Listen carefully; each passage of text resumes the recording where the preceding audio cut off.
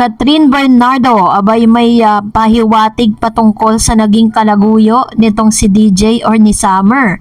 Ano nga ba ang nakapaloob sa balitang ito? But before that, if you haven't subscribed yet to my YouTube channel, please don't forget to like, share, and subscribe at hit mo na rin ang notification bell for more showbiz updates. Bago tayo magpatuloy of course sa ating updates for today's video, nais ko po muna magpasalamat sa inyong lahat for always keep watching sa talaga namang matyagaan yung pag-aantay sa ating po mga updates araw-araw po patungkol kay Catherine at kay Alden Richards. So maraming salamat po. At dahil nakatanggap tayo ng komento na medyo hindi raw clear yung mga statement ni Miss Valerie Concepcion, so I tried to post it again and mas clearer na po ngayon. Ito, pakinggan natin kung paano po niya inilarawan si Catherine at si Alden Richards as a couple dito po sa Hello Love Again. Let's watch this.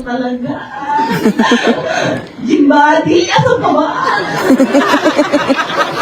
This is Taurus eh. I know! This is where Taurus will fill in the blanks, no? Of course, I cannot describe Kat and Alden in just one word because working with them was such a pleasure and was such an honor for me. Because they're so talented, they're so kind. Kung ano po yung nakikita nyo, walang halong plastic. They're so kind and true. Yung totoong tao talaga. And sobrang nakakatuwang katrabaho. And sabi ko nga, they're so talented. This is my fourth time watching the movie. But my favorite scene where they said, do you still love me? Do you want me back? I still cry. I was telling her, that's true. I love her clothes. I was whispering to her, I still cry. It's my fourth time, but yeah, because they are so talented. They're that talented, and I am just so proud of them. I love you guys. Sa aking pagkakaunawa, dinescribe niya nga si Catherine at si Alden Richards.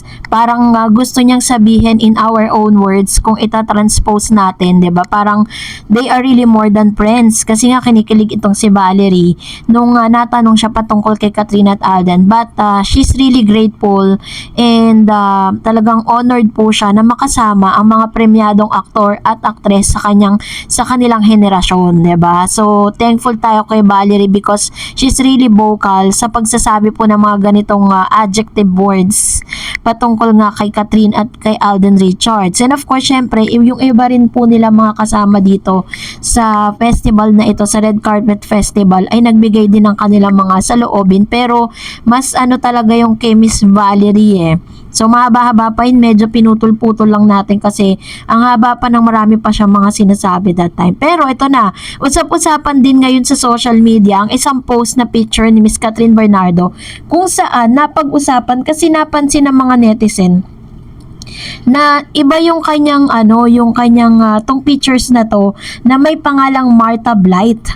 Ang sabi ng ibang netizen, bakit daw po nagpa-picture si Miss Catherine tas ganun yung naging expression niya while he was or she was having or taking a pictures to that room. Kasi si Martha Blight kasi is po yan, if I'm not mistaken, isa siya sa mga actress na kasama po sa mga international movie na meron ding room doon, nakikiroom doon din.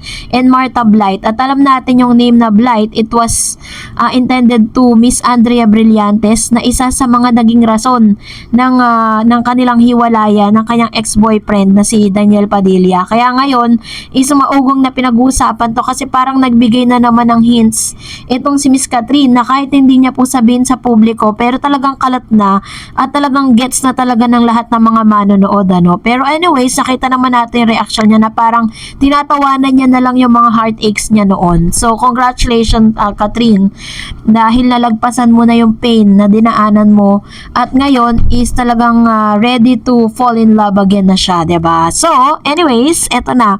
Magbasa naman tayo ng mga komento at reaction po ninyo patungkol sa ating latest updates. And for that, narito naman ang ilan sa mga komento po ninyo patungkol naman sa latest update natin. Unahin natin si Ma'am Cecilia Husto. Pwede ba bigyan ng kopya ng mga accomplishment ni Kat? Yung nagsabi na burikat si Catherine, palibasa ang gusto nila yung nagbibideo. True, 'di ba? So, ewan ko na lang, according po sa base po kasi sa akin pong observation, parang hindi na rin siya nag-exist sa Facebook ngayon, no? And then sa X, sabi ni Miss Annabel, "Hello Miss Tarreds, yes, okay. Maghihintay si Alden, tama nga, wag pilitin. Hintayin na ma-inlove din si Catherine para tuloy-tuloy ng kasalan." Parang tingin ko kasi sa hinihintay ni Alden ay sikat ay yung pagsagot ng oo na sure na may kasalan na ang kasunod. Sigurista si Alden, well, okay lang na di muna siya sagutin basta laging ganyan, lagi sila magkasama at kung may teleserye sila pa rin ang bida. Pag laging ganyan, pustahan, fall na sikat. Wish ng lahat. Anyway, pag sila talaga kahit matagal sila pa rin sa dulo.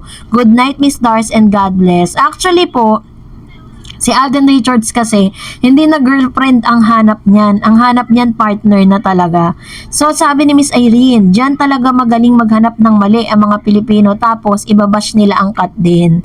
Totoo naman, very very true tayo dyan. Sang-ayon tayo na talagang mas marami po talaga yung naghahanap ng kamalian kaysa dun sa kabutihan, 'di ba? Sabi ni Miss G. Merlita, very obvious naman na balikan pa niya si Daniel. Ano kaya yun? Never again. Move naman na si Daniel, 'di ba? Ay.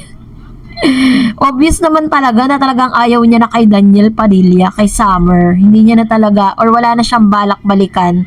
At yun na pag-usapan natin ngayon, yung updates natin ngayon, makikita mo naman sa mga mata niya, Diyos mio, na talagang, 'di ba, already na siya, move on.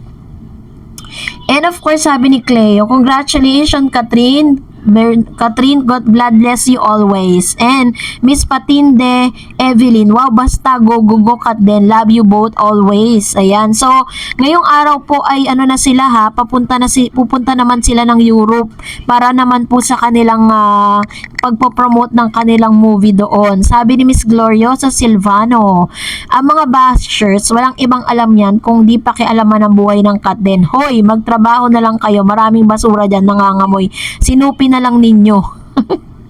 Sabi ni Sir Ren Renato, don't you worry, mission accomplished. Somebody sended this guy social media account and immediately quick crash that IP address and take down his social media. Nag-email na yung kampo, humihingi sa amin ng apology at ibalik daw take account but it's too late. He made his choice and deserve all what he got. O, diba? Ganon katindi si Mr. Ren, diba? Totoo naman, deserve talaga na mawala ng social media dahil dun sa mga pinagsasabi niya na below the belt naman talaga yun eh. Wala namang kinalaman or kung mag-comment siya ng ganon-ganon na lang na hindi man lang niya pinag-isipan. Pero tayo, yung mga kat din, kapag po nagko-comment tayo patungkol sa idol nila, galit na galit sila. Samantalang mas malala yung sinasabi nila sa social media against Catherine. Parang parang mga bulag lang na parang tinotolerate nila na pinapalabas nila sa social media na kawawang-kawawa itong si DJ dahil meron na ngang nag-aalaga kay Catherine ngayon. My God, ganun po yung nakikita ko kasi kaya medyo nakakagigil lang minsan, 'di ba? Pero anyways, mag-move on na tayong lahat dahil ang ganda na po ng mga nangyayari ngayong kay Miss Catherine at Alden Richards. Well, kung nagustuhan mo ang video na ito, huwag mo kalimutang mag-like, mag-share, at mag-subscribe, at i-follow mo na rin ang aking Facebook page, Dareds TV. And also, I have my TikTok account, which is Dareds TV. Pwede nyo rin po akong i-follow doon. Thank you for watching, guys. God bless everyone!